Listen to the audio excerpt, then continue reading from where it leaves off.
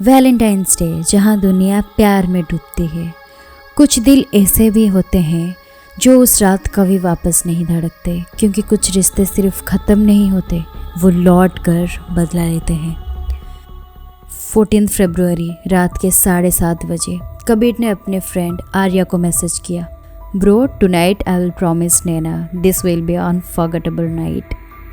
कबीर और नैना की friendship dating app से स्टार्ट हुई थी 2 महीने पहले। नैना की आंखें जैसे कुछ छुपा रही होती थी, लेकिन उनकी हंसी सब कुछ भुला देती थी। रात 8 बजे नैना ने कबीर को मैसेज किया, कबीर मिलो मुझसे वही ओल्ड फिल्म स्टूडियो के पास, I have a surprise for you. Old film studio एक पुराना बंद सिनेमा हॉल जिसे लोग काला सिनेमा हॉल के नाम से भी जानते थे। कबीर ने पूछा, क्या वहाँ थोड़ा क्रीपी नहीं है? नैना सिर्फ एक इमोजी भेजती है, हार्ट का। कबीर ने नैना के लिए एक रिंग ली थी और फूल भी। स्टूडियो के पास सब कुछ सुनसान था, अंधेरा हवा और एक पुरानी सिलसिले की घंटी की आवाज़। नैना एक ब्लैक ड्रेस में दूर से दिख रही थी। वो जब पास आई कत्ल करने जैसी खूबसूरत लग रही थी। वो स्टूडियो के अंदर गई और कबीर ने उसे पीछा किया। कबीर सोच रहा था शायद ये कोई मिस्ट्री स्टाइल सरप्राइज प्लान हो। जब कबीर अंदर गया सब कुछ डार्क था। लाइट सिर्फ एक जगह से आई, स्टेज पर से। वही नैना खड़ी थी, मगर कुछ अलग थी। उसका चेहरा फीका दिख रहा था, आंखें ऑलमोस्ट वाइट और हाथ में एक पुराना टेडी। उसने कहा, तुम आओ ना, जैसे पिछली बार आए थे। कबीर कंफ्यूज्ड हो गया, पिछली बार मतलब?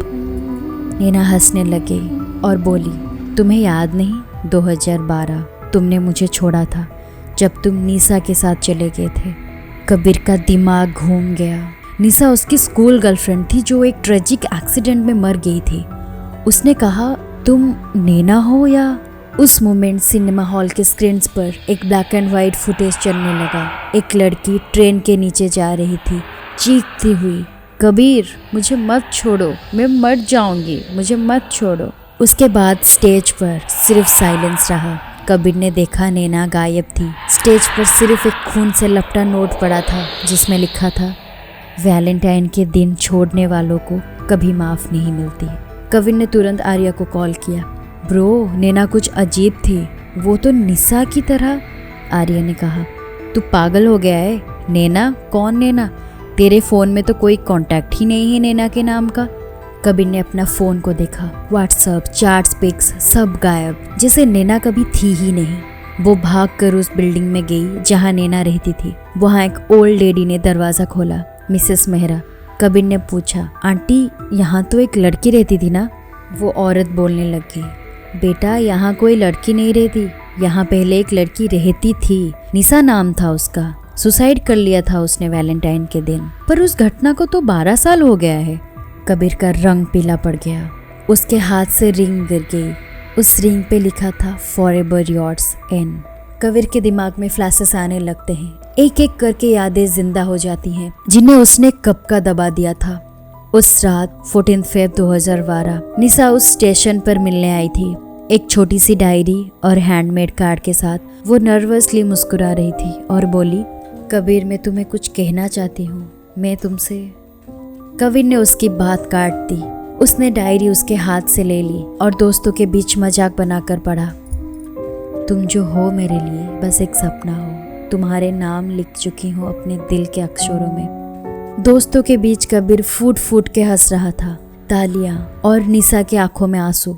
कबीर ने कहा, निशा बड़ी हो जाओ अब और अपने औकात में रह के सपना देखो और ये सब बचकानी चीज़ें मत करो। उस इंसल्ट के बाद निशा घर नहीं गई, वो सीधा स्टेशन गई और उसी रात अपनी जान ले ली। पर मौत के बाद उसका दिल नहीं मरा, उसकी मोहब्बत भी नहीं। अगले कुछ दिनों में कबीर की जिंदगी स्लोली बिखरने लगता है। हर वैलेंटाइन वीक के दिन उसके घर में रोजेस खुद ब खुद मुरझा जाते हैं। बाथरूम मिरर पे लिखा आता है, स्टिल वेटिंग एन। कबीर को अपने कमरे में किसी के पैरों की आवाज़ सुनाई देती है, लेकिन जब देखता है कोई नहीं होता। मिडनाइट 12 बजे उसके फ़ोन में निशा की पुरानी फ़ोटो खुद ब खुद डिस्प्ले होती है और स्क्रीन पे लिखा होता है, तुम मुझे भूल गए, मैं तुम्हें याद रखूंगी। एक रात कबीर को सपना आता है, या शायद सच। उसमें नैना और निशा एक साथ उसके बेड के पास खड़े हुए थे। उनके बाल भीगे हुए, आंखें सफेद और चेहरे आधा जला हुआ था। और वो चीख चीख के कह रही थी, कबीर मैं तुमसे सिर्फ प्यार चाहती थी, तुमने मुझे तमाशा बना दिया। वो कबीर के सर पर हाथ रखती हैं और उस मोमेंट से कबीर का कंट्रोल चला जाता है।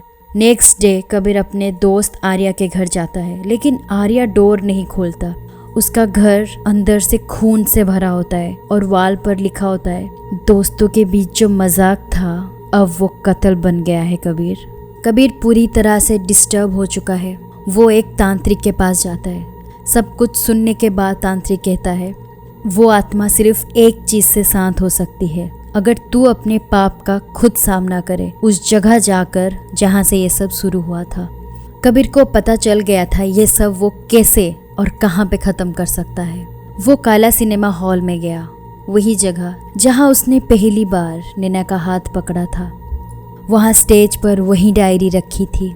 उसने डायरी खोली और लास्ट पेज पर लिखा था, अगर मैं मर गई तो क्या कबीर मुझे याद रखेगा या मुझे भी भूल जाएगा सबकी तरह। उस पल एक फाइनल घंटी बजती है और स्टेज का पर्दा खुलता है। उस पर एक मिरर होता है जिसमें कबीर अपने रिफ्लेक्शन में निशा और नैना को देख पा रहा था अपने पीछे। वो दोनों चीख चीख के कह रही होती हैं, तुम मुझे भूल सकते हो कबीर, लेकिन मैं तुम्हारा लास्ट वैलेंटाइन बन जाऊंगी। नेक्स्ट डे न्यूज़ चैनल पर एक न्यूज़ फ्लैश होता है, यूथ कमिट्स सुसाइड एट काला सिनेमा, वैलेंटाइन नोट रिकवर। लेकिन असली सच तो ये था, कबीर ने सुसाइड नहीं किया था, उसे खुद उस प्यार ने मार दिया था जिसे वो कभी समझ नहीं सका। और हर वैलेंटाइंस डे काला सिनेमा के स्टेज से एक आवाज़ आती है, मैं हूँ कबीर, अब हमेशा के लिए मैं तुम्हारा हूँ एन। कुछ रिश्ते जिंदगी तक रहते हैं और कुछ मौत के बाद भी साथ नहीं छोड़ते। प्यार करना बुरा नहीं, पर गलत रूह से प्यार करना खतरनाक होता है। तो हमारा आपसे बस यही सलाह रहेगी, कभी जानबूझ के सामने वाले को दर्द मत दीजिए, वरना ऐसा कुछ आपके साथ भी हो सकता है।